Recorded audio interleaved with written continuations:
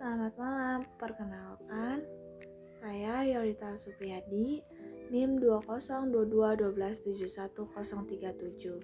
Saya di sini membuat video untuk memenuhi nilai UAS. Saya bekerja sebagai checker di salah satu toko mainan di Victory Toys. Dalam video ini, saya akan membahas mengenai dilema etika di tempat kerja. Sebuah topik penting yang sering kali terjadi di dalam dunia kerja, namun tidak selalu dibicarakan secara terbuka. Etika di tempat kerja bukan hanya soal aturan tertulis, tetapi juga menyangkut bagaimana kita bersikap dalam menghadapi situasi yang sulit, terutama saat pilihan-pilihan yang tersedia tidak semuanya benar atau adil secara moral. Dilema etika secara umum adalah kondisi di mana seseorang harus memilih antara dua atau lebih keputusan yang semuanya memiliki konsekuensi moral. Dan tidak ada yang sepenuhnya benar atau sepenuhnya salah. Dalam dunia kerja, dilema etika bisa muncul karena tekanan dari atasan, loyalitas terhadap rekan kerja, atau konflik antara target perusahaan dan nilai pribadi. Contoh dilema etikanya itu saya akan mengambil contoh berdasarkan pengalaman saya sebagai checker di toko mainan Victory Toys. Suatu kali saya menemukan ada perbedaan jumlah stok antara data, sistem, dan barang fisik di gudang. Setelah saya telusuri, ternyata ada satu produk mahal yang hilang dan saya mencurigai bahwa ada karyawan yang mengambil tanpa izin.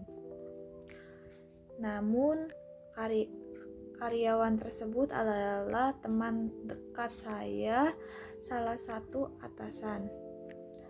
Saat saya melaporkan secara lisan, saya justru disarankan untuk tidak membesarkan masalah dan hanya menyesuaikan data agar sistem terlihat cocok.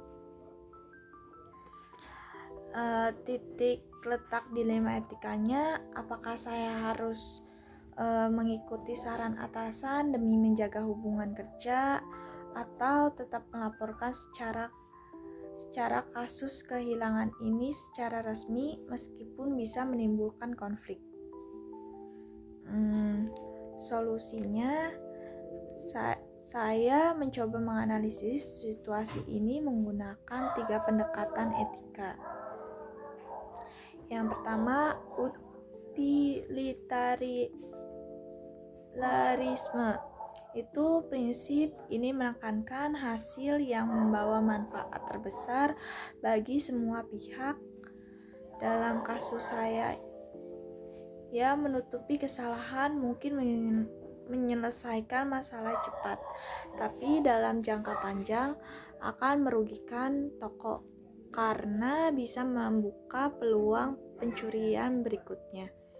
Maka dari itu, solusi terbaik secara utilitarian adalah tetap melaporkan dan menjaga kerugian yang lebih besar. Yang kedua, deontologi atau etika kewajiban.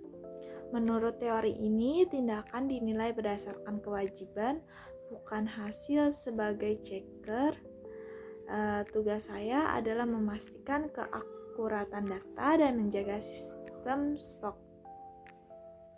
Maka meskipun ada tekanan dari atasan, kewajiban saya tetap untuk menyampaikan laporan secara jujur. Virtue etis, etika kebajikan. Teori ini melihat tindakan berdasarkan karakter pribadi secara kejujuran dan keberanian. Dalam hal ini, saya harus menunjukkan sikap jujur dan bertanggung jawab, meskipun itu berarti saya harus menghadapi ketidaknyamanan atau resiko sosial. Pendapat saya, Jika saya berada dalam situasi tersebut dan kenyataan saya pernah mengalaminya, saya akan tetap memilih untuk melaporkan secara tertulis melalui jalur resmi yang ada. Jika jalur biasa tidak memberikan hasil, saya akan mencoba menyampaikan ke manajemen yang lebih tinggi atau unit audit internal, tentu dengan bukti yang cukup. Saya percaya bahwa menjaga kejujuran dan integritas meskipun terkadang tidak nyaman adalah investasi jangka panjang bagi diri sendiri maupun tempat kerja. Dilema etika di tempat kerja adalah tantangan nyata yang sering dihadapi oleh karyawan dari berbagai tingkat, termasuk di toko seperti tempat saya bekerja. Keputusan yang kita ambil dalam situasi seperti ini akan mencerminkan nilai diri kita dan juga akan berpengaruh pada budaya kerja secara keseluruhan. Dengan memahami teori etika dan berani bersikap sesuai dengan prinsip, kita bisa menjadi bagian dari perubahan positif sekecil apapun peran kita dalam organisasi. Demikian penjelasan dari saya. Terima kasih.